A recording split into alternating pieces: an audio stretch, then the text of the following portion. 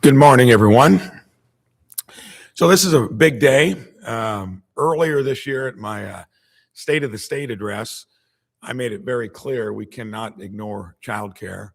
In running a business over all those years, it was an issue then in my hometown. Kimball International actually had childcare many, many years ago. Got gun shy due to liability issues and supposedly enough out there to take care of the need. So it's not like that currently. It is a huge weight on Hoosiers' wallets.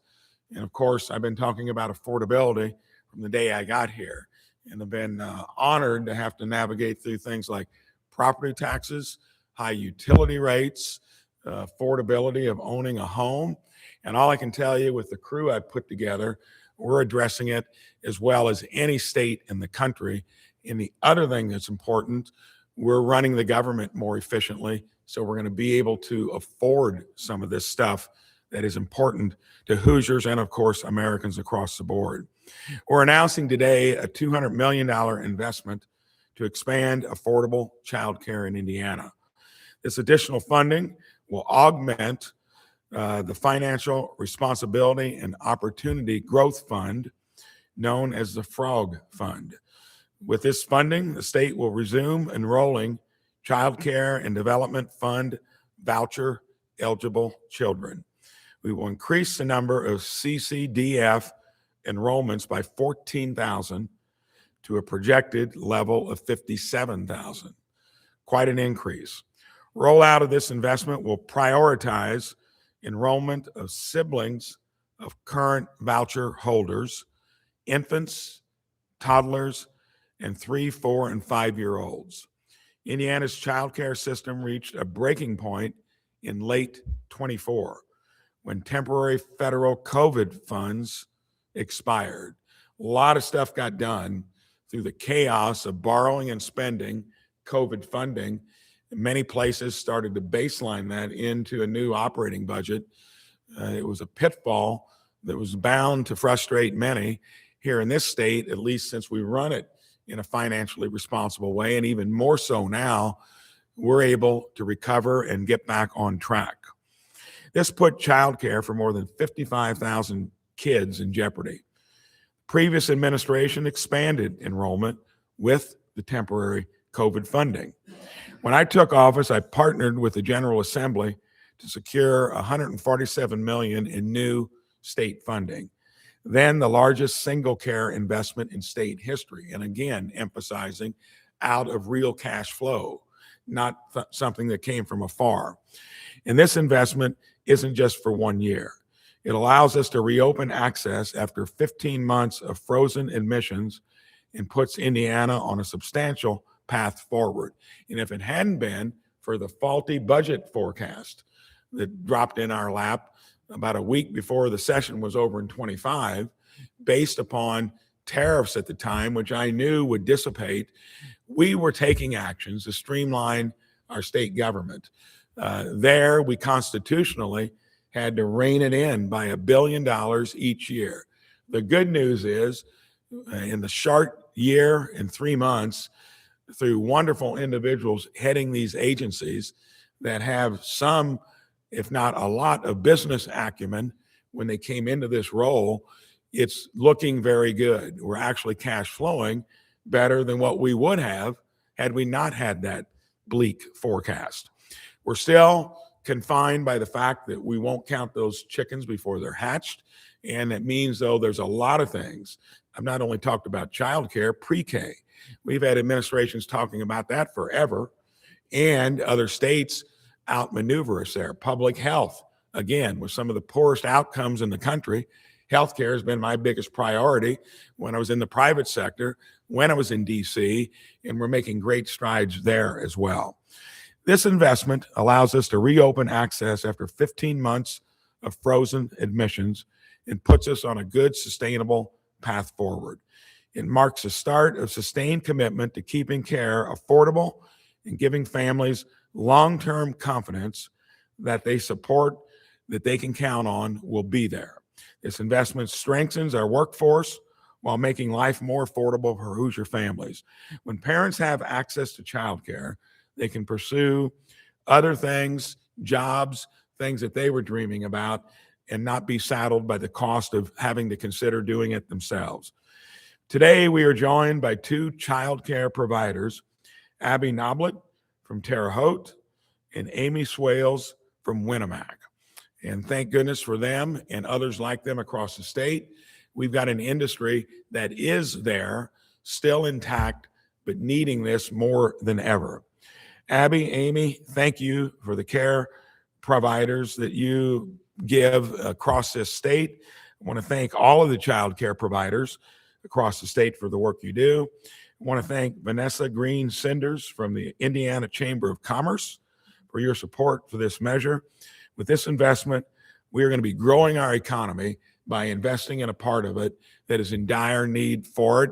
This, among other things, you can see over the next few years, will put Indiana in a place that I think other states will envy. Thank you all for being here, and thanks for what you are doing. And now I will open it up to any questions. Go ahead. What's the timeline on this? How soon will this money be available? So this is going to happen fairly quickly. Is there any, when's the time when it'll hit the marketplace? We'll start executing in late May, Governor. Okay, so that's right around the corner. And we teed it up. Legislature was willing to give us this latitude. And for me, it didn't take long to see that we needed to, get it going. So that's good news that it's right around the corner.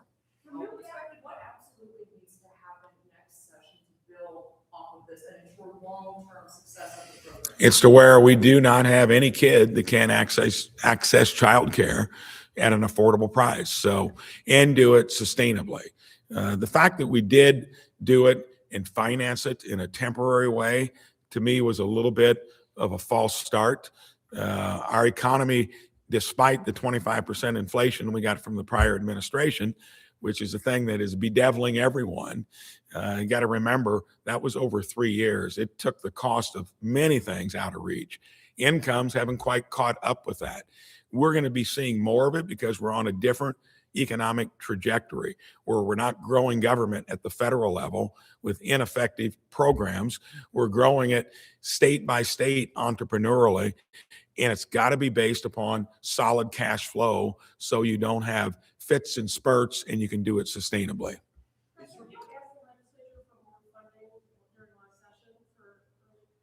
You got to remember in the last, because we got different leadership across all of our agencies, we're running government more effectively. All of that was based upon a faulty forecast that then got repudiated in December, but there's not an interest in opening up the budget until next year. So we're going to do everything we can within our own flexibility to address a lot of these issues I just mentioned, in addition to childcare. But then it's going to depend on a legislature that's going to be enterprising to address a lot of these issues. I will be enterprising because I did that for 37 years prior to getting into government, building a business. And as a senator for those 6 years, we got more done than any Senate office out there. Here it should be easier because we've got a solid platform. We did through prior administrations, got a little off track during the COVID navigation, like many states and places did. Don't count on it to be the solver of issues. Count on well-run state governments that live within their means and have enough foresight to see what to invest in. Anybody else got a question that hasn't asked one? Are you going to be able to help out any of these daycares, childcare centers that may have been had to shut down during this freeze? Is there any help with this? So thankfully, most have held on. And with the budget constrictions we had, this flexibility was given to me, and we're exercising it quickly. So we think that should be the lifeline that they need. Adam, do you want to comment on that? While childcare supply in Indiana is down slightly, there is, we have quite a bit of supply here in Indiana. We're looking to grow it more. This investment here and this $200 million will help suppliers and childcare businesses throughout the state of Indiana continue to do the thing that they do, which is provide healthy, safe, affordable, quality childcare to Hoosier children and Hoosier families throughout the state of Indiana. One final comment: to make this work, business is the main beneficiary of this. And through creative incentives, we're going to need them to weigh in, because workforce is a big deal. We want our economy to grow. And I sense the partnership, chambers all behind it. Again, coming from the field of running a business, we're all interested in getting this right. And I'm a big believer of skin in the game. If you don't have skin in the game, you're just wanting others to pay for it. That generally costs a lot and isn't effective. So feel good that we're getting back on track. Thank you for all the hard work you guys have done. And when it comes to healthcare, it's the biggest part of our economy that should be much smaller if we base it on wellness and prevention. That's how I fixed it in my own business many years ago. We're going to take that point of view and ask for the big providers when it comes way beyond childcare, hospitals, insurance companies. We've been working on them to make sure they're running their businesses well, because the more we can alleviate the cost of healthcare that we as a state, the federal government has already shown that they're not very good at that. Enterprising businesses, that's the way we do it sustainably. Thank you all for coming in today. Appreciate you being here.